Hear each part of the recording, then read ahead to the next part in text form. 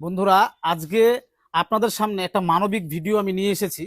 এই যে দেখতে পাচ্ছেন, এই যে রিপোর্ট, আমি সবার প্রথমে আমি আপনাদের রিপোর্টটা দেখাই।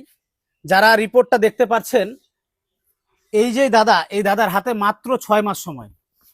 ডাক্তার বলেছেন 6 মাসের মধ্যে উনি মারাও যেতে পারেন। তো এবার ওনাদের খাবারের মতন পয়সা নেই। আজকে এখনো ঘরে রান্না করেনি ওনারা।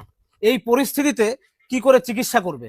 আজকে সারা গ্রামের লোক আমাকে ডেকেছে, আজকে আমি এসেছি আপনাদের সামনে, এই দাদাকে তুলে ধরেছি।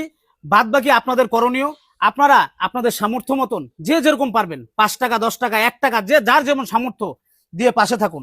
ক্যান্সারের হাত থেকে রক্ষা করুন।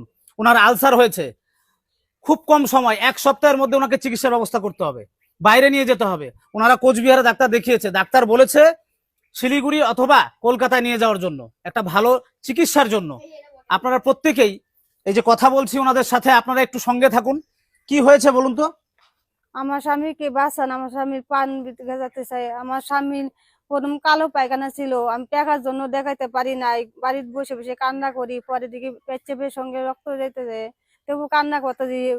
কি করবো, আমার টাকা নাই এই মুহূর্তে, আমি কোথায় যে পাবো টাকা? এই মুহূর্তে আমি চাইছি আমার স্বামীকে বাইরে নেওয়ার জন্য। তোমরা তো একটু সাহায্য করো, একটু সাহায্য করলে আমার স্বামীকে বাইরে নিতে পারবো। এই মুহূর্তে যেন আমি নিয়ে যাব, আমার একটা খাওয়ার টাকাটা নাই। আমার একটা ছেলে স্কুল পড়ে, ক্লাস 9 পড়ে, ও তো বইটাই কিনা হয় না। আমি কি করবো, আমার ছেলেরও ভবিষ্যৎটা নষ্ট হয়ে যেতে দেয়। ডাক্তার কি বলেছে এখন? মানে ডাক্তার বাবু বলছে, তুমি যেভাবে হোক বাইরে নিয়ে যাও, এমন আছে তোমার স্বামী 6 মাসও থাকতে পারে, 1 বছরও টিকতে পারে। এটা শোনার পর তো আমি সেই কান্না কথা দিই। পরে আচ্ছা, যে পরে বাড়িতে পাঠিয়ে দিছে, তোমরা রুগী বাড়িতে নিয়ে যাও, তোমরা কিভাবে কি করবা করো, বাইরে নিয়ে যাও। আমার ছেলে ছোট, 14 বছর, ও কি করবে? ওরও তো একটা ভবিষ্যৎ আছে। আমার স্বামী 6 মাস ধরে কাজ করে না, ওই যে ওই অল্প অল্প অসুখ, ওই যে কালো পায়খানা, ওইটা আমি যে নিয়ে যাবো 10 টাকা বা করে, এই টাকাটাও আমার নাই। আচ্ছা।